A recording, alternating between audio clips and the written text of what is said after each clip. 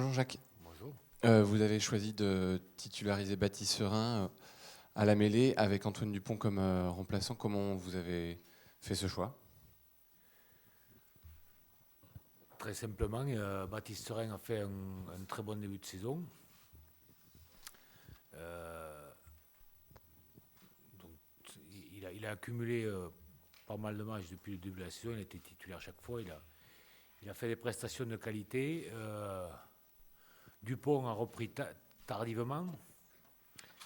Suite à une blessure, il a commencé par des bouts de match. Il a fait un très bon match, un très bon dernier match. Il a montré qu'il était en forme.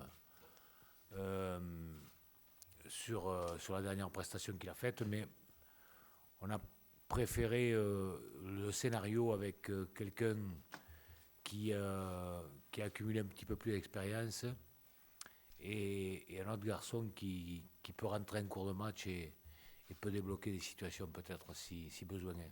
Vous pouvez nous expliquer la complémentarité du milieu de terrain enfin, indirectement l'absence de Ficou qui n'arrive pas à trouver sa place dans cette équipe à aucun poste?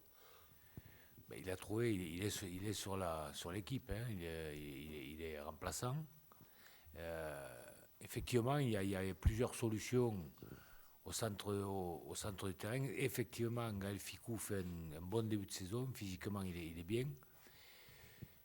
Mais sur ce point match, on a préféré conserver au départ la complémentarité qu'ont eu les garçons comme avec Bastarou, Doumerou qui ont joué pas mal de matchs ensemble.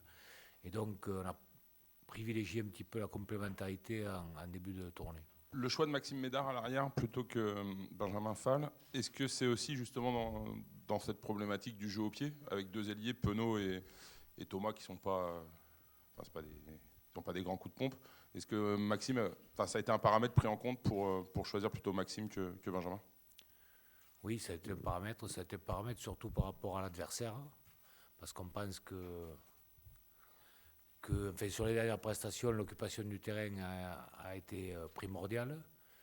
Et donc, on pense que Maxime a un jeu au pied plus long que peut l'avoir Benjamin. Et donc, c'est dans ce sens qu'on l'a privilégié, parce qu'effectivement, c'est plus Benjamin qui avait joué à l'arrière que Maxime à ce jour avec nous. Mais bon, il présente les caractéristiques de jouer sur deux postes, mais c'est surtout le jeu au pied qui a fait la différence.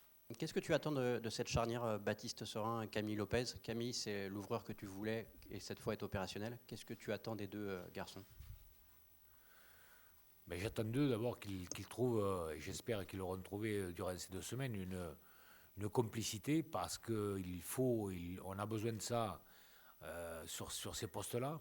Une complémentarité, une complicité. Il faut que, surtout dans la communication, que ça fonctionne bien, que l'un et l'autre soient en connivence permanente et qu'ils influencent le jeu. Bon, Camille a l'expérience aujourd'hui à ce poste-là. Chacun lui reconnaît les qualités pour être certainement, sinon le meilleur ouvreur français. Donc voilà, j'espère que malgré qu'ils n'aient pas joué beaucoup ensemble, qu'ils vont trouver vite cette complicité nécessaire pour que l'équipe fonctionne bien. Un petit mot sur Arthur Iturria. Ça faisait un moment que vous espériez le voir à ce poste-là. Ça y est, c'est feu à balles réelles cette fois-ci. Qu'est-ce que vous attendez de sa polyvalence? Et est-ce que vous pouvez nous dire si oui ou non vous étiez mis d'accord depuis le début de saison avec Franck Azema pour que justement en club, il évolue davantage à ce poste? On en avait parlé avec Franck. Au départ, c'est lui qui connaît mieux Arthur et qui en avait eu l'initiative de dire on va plutôt l'essayer en troisième ligne. Donc on avait discuté de ça. Il est en grande forme physique. Il a un déplacement de grande qualité aujourd'hui. Il a malheureusement, en seconde ligne notamment, il a subi pas mal de pépins, notamment de commotions qui l'ont freiné, ou de blessures qui l'ont freiné pendant longtemps. Il a pas pu accumuler des séries de matchs. Là, étant bien physiquement, je crois que ça lui convient bien, ce poste-là. Il nous amène en plus une qualité en troisième ligne, notamment dans le domaine aérien. Donc il a le déplacement, il a l'intelligence, on lui reconnaît des qualités d'intelligence de jeu, de technicité. Donc voilà, on va essayer de voir, il l'a montré à Clermont, de voir au niveau au-dessus ce que ça peut donner, mais je doute pas trop de sa performance. Vous avez déclaré récemment être à la recherche d'une colonne vertébrale pour cette équipe de France. Il y a encore des changements dans cette colonne vertébrale avec le retour de Picamol, Serein plutôt que Para, au gré des blessures, des méformes, Médard à l'arrière. Est-ce qu'il y a des postes qui peuvent se prendre définitivement, des postes de titulaires là, et que ça va être bientôt la fin des expérimentations ou de ces changements à maintenant 11 matchs de la Coupe du Monde? Mais effectivement, je confirme que l'on cherche cette colonne vertébrale, on cherche cette assise. Bon, Guy Rado est capitaine, on l'a maintenu, donc c'est une preuve de confiance également. On attend que Louis, on espère que Louis va faire une prestation qui va le démontrer qu'il est incontournable sur ce poste-là. La charnière, donc on parlait de Lopez, effectivement, qui lui aussi doit démontrer que c'est puisqu'on en parle, le meilleur en France. Serein, il fait partie des 2 ou 3 demi de mêlée qui sont susceptibles de s'imposer sur ce poste-là. Donc voilà, et Maxime Médard, Maxime il a l'expérience, il y joue depuis quelques années, c'est un des plus âgés, des plus expérimentés à ce poste-là également. Donc voilà, on espère que mais tout ça, c'est les matchs, c'est le contenu des matchs qui va nous dire si on peut confirmer, si on peut continuer, si c'est cette équipe-là ou cette ossature-là qui va amener l'équipe jusqu'à la Coupe du Monde. C'est là, on attend. Pourquoi ? Parce que, je répète, on a eu, pour différentes raisons, des blessures et autres qui ont empêché de maintenir une stabilité sur ces postes-là. Donc on espère qu'on l'aura trouvé avec cette équipe.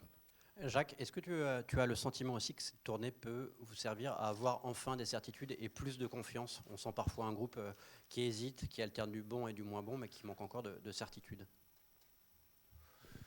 Oui, effectivement, on a montré, depuis le début de l'année, depuis le tournoi, qu'il y a de la qualité, mais il y a aussi des faiblesses, et donc il y a de l'inconstance. Moi, ce que l'on recherche, ce que l'on veut, notre objectif justement, c'est d'arriver à avoir un contenu avec une qualité constante sur l'ensemble d'une partie. On ne l'a pas eu sur le tournoi, même s'il y a eu des prestations de qualité. On ne l'a pas eu cet été.